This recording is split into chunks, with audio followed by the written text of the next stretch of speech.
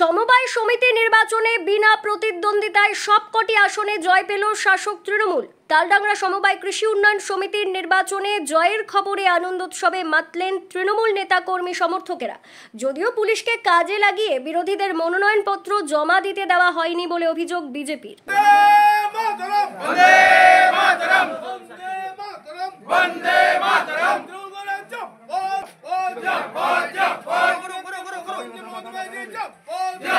তৃণমূলের শাসনকালে এই প্রথম সমবায় সমিতিগুলিতে নির্বাচন প্রক্রিয়া শুরু হয়েছে।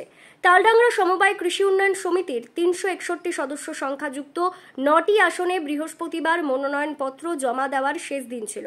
এদিন বিরোধী পক্ষের তরফে কোনো মনোনয়ন জমা না পড়ায় তৃণমূল সমর্থিত প্রার্থীদেরই বিনা প্রতিদ্বন্দ্বিতায় জয়ী ঘোষণা করা হয়। গভর্নমেন্টের আমাদের এমবার্গো চলছিল, ইলেকশনগুলো অনেকদিন বন্ধ ছিল, সেই কারণে দীর্ঘদিন এলাকার মানুষের দাবি ছিল বা মেম্বারদের দাবি ছিল যে ইলেকশনটা করানোর জন্য।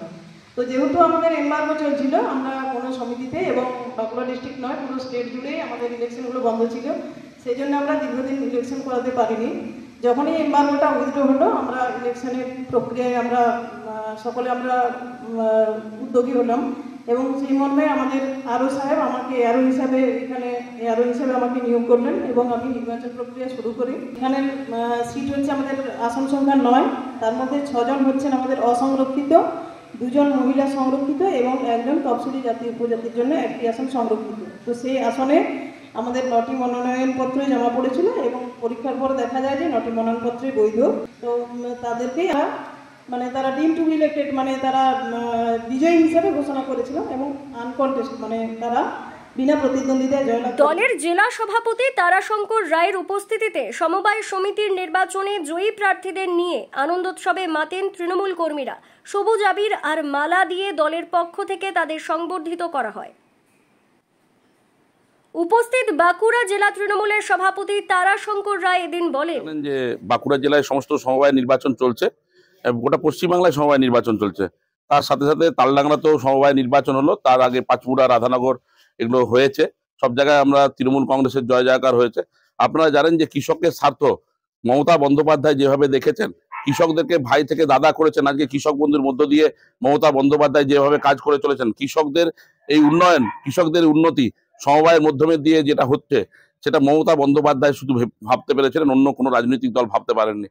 তাই আজকে সমবায় নির্বাচনে 361 জন যারা আমাদের সদস্য, তারা প্রত্যেকে সহযোগিতার মধ্য দিয়ে আজকে 9 জনকে আমাদের বোর্ড অফ ডিরেক্টর নির্বাচিত করলেন এবং সবাই ভালোভাবে সমবায়ের কাজ করবে সেই আশা রেখে তাদেরকে নির্বাচিত করলেন। বিরোধীরা ভুল কথা বলে, আমাদের সকলের সহযোগিতা, প্রত্যেকটা যারা কৃষক আছে, যারা সদস্য আছে, তাদের নির্বাচনে তারা অংশগ্রহণ করে, তারা নিজেরা প্রার্থী ঠিক করে তারা নির্বাচিত করেছেন এবং সকলেই সহযোগিতা করেছেন বলেই আজকে এই 9 জন বিনা প্রতিদ্বন্দ্বিতায় জয়লাভ করেছেন।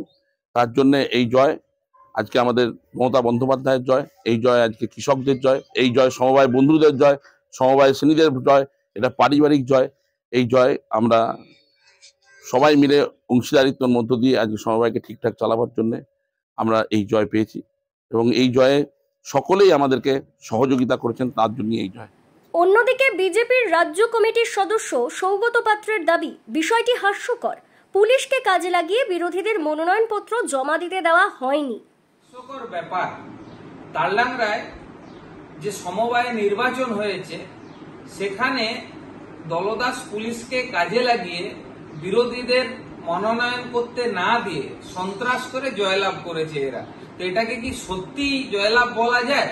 হাস্যকর নয় কি?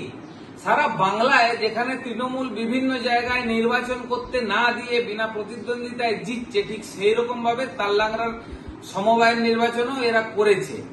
বাংলায় যেখানে গণনা কেন্দ্রে ছাপ্পা দেওয়ার জন্য বিশ্ববিখ্যাত, সেখানে এই জয়লাভ সত্যি হাস্যকর। রিপোর্ট, দক্ষিণ বাঁকুড়া দর্পণ, তালডাংরা।